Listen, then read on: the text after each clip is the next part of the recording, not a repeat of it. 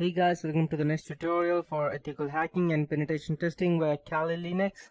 So in the previous tutorial we took a look at the GUIs and DNS enum.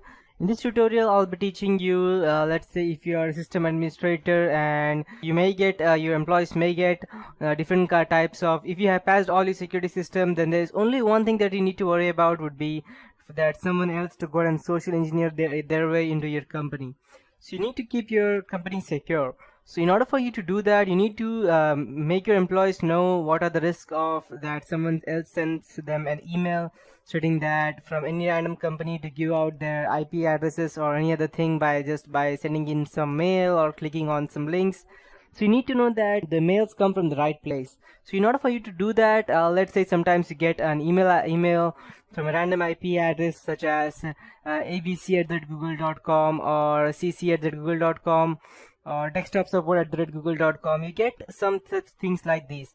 So you need to make sure first that maybe the Google can be right. It can be Google, but sometimes, most of the time, it is not Google, because Google does not actually go ahead and let you know every time that you need to verify your account. Once it's done, it's done. It won't ask you again.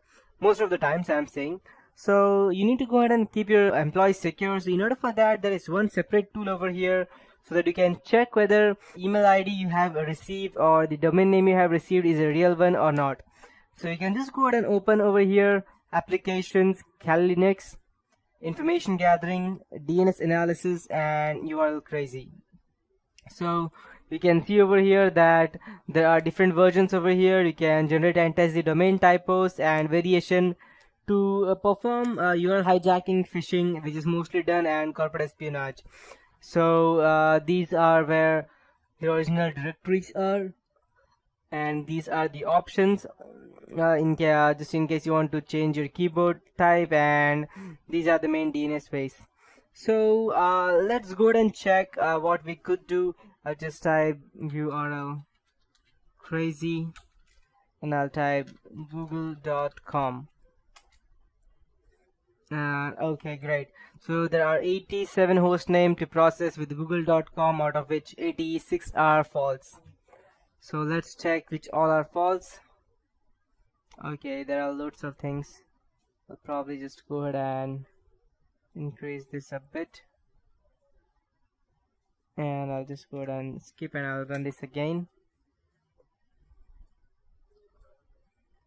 Okay, make sure that you look at websites at a proper way, because sometimes it will seem similar, but you won't even have an idea that this is a fake one. I'll just go ahead and run it from the start. Okay, as you can see, okay, this is quite easy to understand that this is a fake one.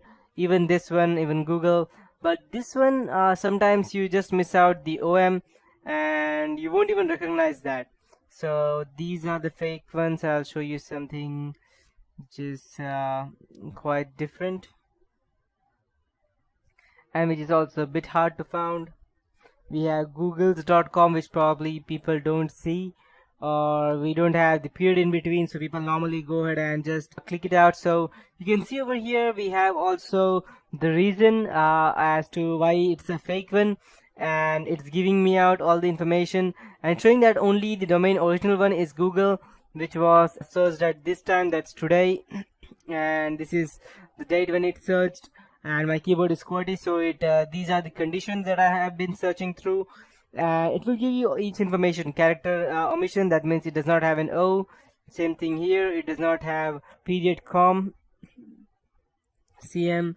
Then we have repeated L, which is a fake one, and we have character replacement. We have character replacement vices for E, and we have double character replacements. We have vowel swap, that is E to A. Okay, this is a bit flipping, that means it's from normal, it's a C, Google. Same thing over here. It has been chosen over here, the zeros in front of O instead of O, and that can be confusing sometime. And these are totally different TLDs, timeline directories, period .ch, period .ca, period .edu. These are all false. So let's go ahead and check something more, and let's check what other options do we have. Okay, so I'll just type I, and let's first check the popularity with Google. I'll type, let's say, surf.com. I'll type p. Okay, we have 130 host name. Okay, so this is quite a bit, and we also have the IP addresses, as to we can easily go ahead and find that out as to who is the person who is trying to go ahead and actually cheat us. I think that this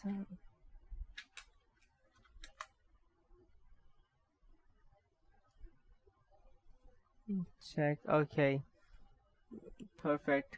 So as you can see, we have it. We even have the email IDs and the SMTPs which they are using, and it's quite a bit.